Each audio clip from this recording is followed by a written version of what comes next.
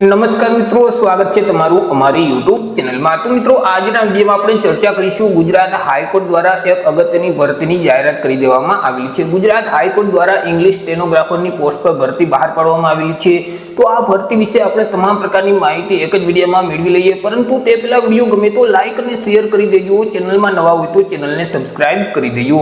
તો ચાલો મિત્રો, વિડીયોની શરૂઆત કરીએ। આજે ભરતીનું નોટિફિકેશન છે તે ગુજરાત હાઈકોર્ટ તરફથી જાહેર કરવામાં આવેલું છે। ગુજરાત હાઈકોર્ટ તરફથી ઇંગ્લિશ સ્ટેનોગ્રાફર ગ્રેડ 2 અને ગ્રેડ 3 ની પોસ્ટ પર ભરતી બહાર પાડવામાં આવેલી છે। તો સૌથી પહેલા તો આપણે ચર્ચા કરી લઈશું કંઈક અગત્યની તારીખ વિશે।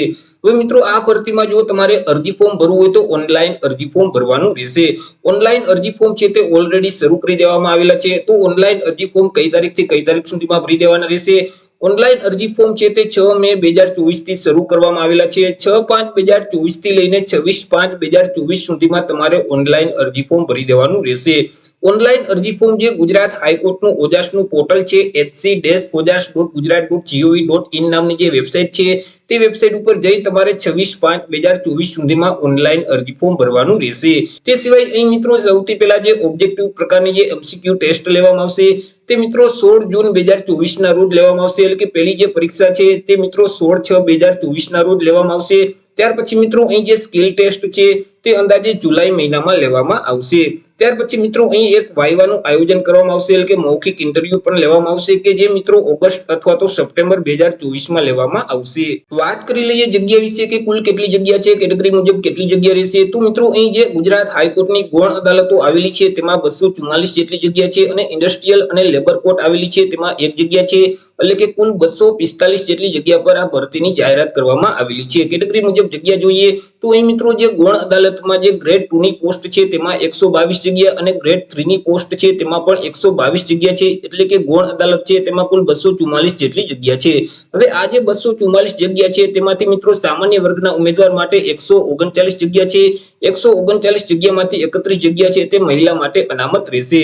તે સિવાય એસી કેટેગરીના ઉમેદવાર માટે 8 જગ્યા છે। એસટી કેટેગરીના ઉમેદવાર માટે 29 જેટલી જગ્યા છે। 29 જગ્યામાંથી 6 જગ્યા મહિલા માટે અનામત રહેશે। એસસીબીસી એટલે કે ઓબીસી કેટેગરીના ઉમેદવાર માટે 52 જગ્યા છે। 52 માંથી 11 જગ્યા છે તે મહિલા માટે અનામત રહેશે।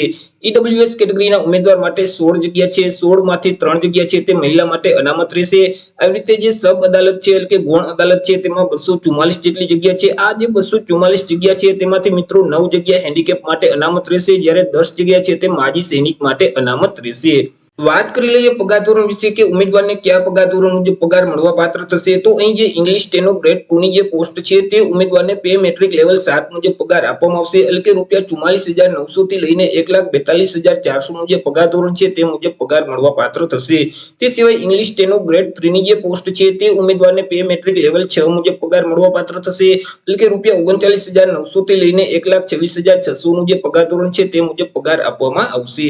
વાત કરી લઈએ એલિજિબિલિટી ક્રાઇટેરિયા એટલે કે એજ્યુકેશન ક્વોલિફિકેશન વિશે। અરજી ફોર્મ ભરવા માટે વિદ્યાર્થીની શૈક્ષણિક લાયકાત શું હોવી જોઈએ? તો બંને પોસ્ટ છે ગ્રેડ 2 અને ગ્રેડ 3 બંને પોસ્ટ માટે જે ક્વોલિફિકેશન છે તે સેમ જ રાખવામાં આવેલું છે। વિદ્યાર્થીઓએ કોઈ પણ સરકાર માન્ય યુનિવર્સિટીમાંથી કોઈ પણ વિદ્યા શાખામાંથી સ્નાતક એટલે કે ગ્રેજ્યુએશન કમ્પ્લીટ કરેલું હોવું જોઈએ અથવા તો તે સમકક્ષની પરીક્ષા પાસ કરેલું હોવી જોઈએ। સાથે સાથે વિદ્યાર્થી પાસે બેઝિક કોમ્પ્યુટરનું નોલેજ હોવું જોઈએ। વિદ્યાર્થી ઇંગ્લિશ, ગુજરાતી અને હિન્દી ભાષાના જાણકાર હોવા જોઈએ। પરંતુ અહીં જે ઇંગ્લિશ ટાઈપિંગની સ્પીડ છે તે બંને માટે અલગ અલગ છે। ગ્રેડ 2 ની જે પોસ્ટ છે તેમાં જે ઇંગ્લિશ ટાઈપિંગની સ્પીડ છે તે 120 શબ્દ પર મિનિટની હોવી જોઈએ, જ્યારે ગ્રેડ 3 ની જે પોસ્ટ છે તેમાં જે ઇંગ્લિશ ટાઈપિંગની સ્પીડ છે તે 100 શબ્દ પર મિનિટની હોવી જોઈએ। વાત કરી લઈએ એજ લિમિટ એટલે કે વય મર્યાદા વિશે। અરજી ફોર્મ ભરવા માટે ઉમેદવારની ઉંમર કેટલી હોવી જોઈએ? તો અહીં જે અરજી ફોર્મ ભરવાની છેલ્લી તારીખ છે 26/5/2024 તે તારીખને ધ્યાનમાં રાખી ઉમેદવારે પોતાની ઉંમરની ગણતરી કરવાની રહેશે।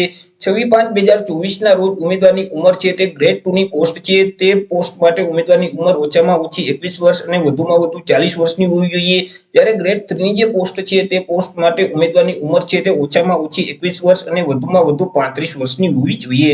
પરંતુ અહીં જે અનામત વર્ગના ઉમેદવાર છે તેઓને સરકારશ્રીના ધારાધોરણો મુજબ ઉંમરમાં છૂટછાટ મળવા પાત્ર થશે। જેમ કે તમામ કેટેગરીની જે મહિલા ઉમેદવાર છે તેને 5 વર્ષની છૂટછાટ આપવામાં આવશે। તે સિવાય ગુજરાત રાજ્યમાં રહેતા જે એસસી, એસટી, એસસીબીસી, ઈડબ્લ્યુએસ કેટેગરીના તમામ કેન્ડિડેટ છે તેમને પણ 5 વર્ષની છૂટછાટ આપવામાં આવશે। તે સિવાય હેન્ડીકેપ ઉમેદવાર છે તેઓને 10 વર્ષની છૂટછાટ આપવામાં આવશે। માજી સૈનિક છે તો તેઓએ જે સંરક્ષણ સેવા બજાવેલ છે તે ઉપરાંત 3 વર્ષની છૂટછાટ આપવામાં આવશે। રાજ્ય સરકારના જે કર્મચારીઓ છે તો તેઓને પણ 5 5 વર્ષની છૂટછાટ મળવાપાત્ર થશે। તે સિવાય બાકી જે તમામ ઉમેદવાર છે તેઓની ઉંમર 26/5/2024 ને ધ્યાનમાં રાખી ગ્રેડ 2 માટે ઓછામાં ઓછી 21 અને વધુમાં વધુ 40 વર્ષ, જ્યારે ગ્રેડ 3 માટે ઓછામાં ઓછી 21 અને વધુમાં વધુ 35 વર્ષની હોવી જોઈએ। ચર્ચા કરી લઈએ પરીક્ષા ફી વિશે। કયા વિદ્યાર્થીઓએ કેટલી પરીક્ષા ફી ભરવાની રહેશે? તો તમામ વર્ગના ઉમેદવારોએ પરીક્ષા ફી છે તે ભરવાની રહેશે। પરીક્ષા ફી તમારે 6/5/2024 થી લઈને 26/5/2024 સુધીમાં ભરી દેવાની રહેશે। તમે મિત્રો ઓનલાઈન અને ઓફલાઈન બંને રીતે પરીક્ષા ફી ભરી શકશો। ચર્ચા કરી લઈએ કયા વિદ્યાર્થીઓએ કેટલી પરીક્ષા ફી ભરવાની રહેશે? તો એસસી કેટેગરીના તમામ ઉમેદવાર છે, એસટી કેટેગરીના તમામ ઉમેદવાર છે, એસસીબીસી એટલે કે ઓબીસી કેટેગરીના તમામ ઉમેદવાર છે, ઈડબ્લ્યુએસ કેટેગરીના તમામ ઉમેદવાર છે, હેન્ડીકેપ ઉમેદવાર છે, તમામ માજી સૈનિક છે, તો તેઓએ પરીક્ષા ફી તરીકે ₹750 પ્લસ જે બેંકનો અલગથી સર્વિસ ચાર્જ લાગે તે ચૂકવવાનું રહેશે। તે સિવાય બાકી જે તમામ વર્ગના ઉમેદવાર છે એટલે કે મિત્રો જે સામાન્ય વર્ગના જે તમામ ઉમેદવાર છે તેઓએ જે પરીક્ષા ફી તરીકે ₹1500 ભરવાના રહેશે પ્લસ જે બેંકનો અલગથી સર્વિસ ચાર્જ લાગે તે ચૂકવવાનું રહેશે। તમે મિત્રો ઓનલાઈન ઓફલાઈન બંને રીતે પરીક્ષા ફી ભરી શકશો। જો તમારે ઓનલાઈન પરીક્ષા ફી ભરવી હોય તો તમે નેટ બેન્કિંગ અથવા તો ક્રેડિટ કાર્ડ કે ડેબિટ કાર્ડના માધ્યમથી પરીક્ષા ફી ભરી શકશો, પરંતુ તમારે જો ઓફલાઈન પરીક્ષા ફી ભરવી હોય તો તમારે ચલણ ડાઉનલોડ કરી અને મિત્રો એસબીઆઈ ની કોઈ પણ શાખામાં જઈ તમારે પરીક્ષા ફી ભરી દેવાની રહેશે। વાત કરી લઈએ સિલેક્શન પ્રોસેસ વિશે કે વિદ્યાર્થીનું સિલેક્શન કેવી રીતે કરવામાં આવશે। તો વિદ્યાર્થીનું સિલેક્શન છે તે અલગ અલગ 3 સ્પર્ધાત્મક પરીક્ષાના આધારે કરવામાં આવશે કે જેમાં સૌથી પહેલા લેખિત પરીક્ષા લેવામાં આવશે કે જે ઓબ્જેક્ટિવ પ્રકારની રહેશે। ત્યાર પછી મિત્રો સ્કિલ ટેસ્ટ લેવામાં આવશે અને ત્યાર પછી મૌખિક ઇન્ટરવ્યુ લેવામાં આવશે। વાત કરી લઈએ લેખિત પરીક્ષા વિશે તો આ જે લેખિત પરીક્ષા છે તે 16/6/2024 ના રોજ લેવામાં આવશે। મિત્રો આ પરીક્ષામાં તમને એમસીક્યુ પ્રકારના પ્રશ્ન પૂછવામાં આવશે। કુલ 100 પ્રશ્ન પૂછવામાં આવશે। એક પ્રશ્નનો 1 માર્ક, એવી રીતે 100 માર્કનું પેપર રહેશે અને પેપર લખવા માટે તમને 75 મિનિટનો સમયગાળો આપવામાં આવશે। મિત્રો આ જે પરીક્ષા છે તેમાં નેગેટિવ માઇનસ સિસ્ટમ લાગુ પડશે। જો તમે પ્રશ્નનો જવાબ ખોટો ટીક કરશો તો મિત્રો 0.33 માર્ક માઇનસ કરી દેવામાં આવશે અને આ પરીક્ષા છે તે મિત્રો કોમ્પ્યુટર બેઝ ટેસ્ટ લેવામાં આવશે એટલે કે ઓનલાઈન લેવામાં આવશે।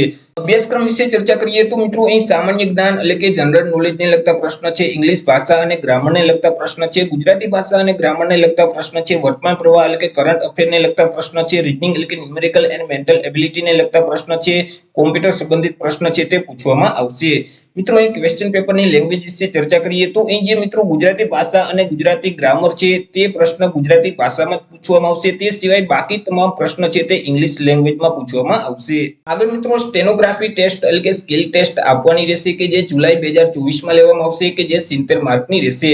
મિત્રો અહીં ગ્રેડ 2 અને ગ્રેડ 3 બંને પોસ્ટ માટે તમારે 2 પેરેગ્રાફ ટાઈપ કરવાના રહેશે। એક પેરેગ્રાફ દીઠ બંને પોસ્ટ માટે 4 મિનિટનો સમયગાળો આપવામાં આવશે। ગ્રેડ 2 ની જે પોસ્ટ છે તેમાં જે ટાઈપિંગની સ્પીડ છે તે 120 શબ્દ પર મિનિટ હોવી જોઈએ અને એક પેરેગ્રાફમાં ઓછામાં ઓછા 480 શબ્દ ટાઈપ કરવાના રહેશે।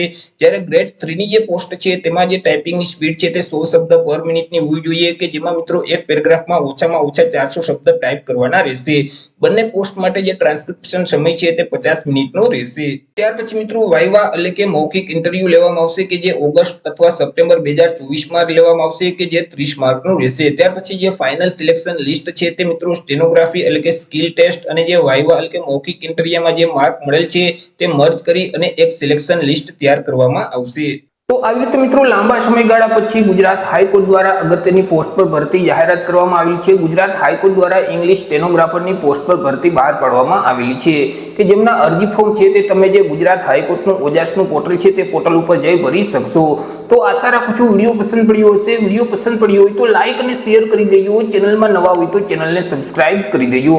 ફરી મળીશું એક નવા ટોપિક સાથે એક નવા જ વિડીયોમાં। ત્યાં સુધી જય હિન્દ, વંદે માતરમ।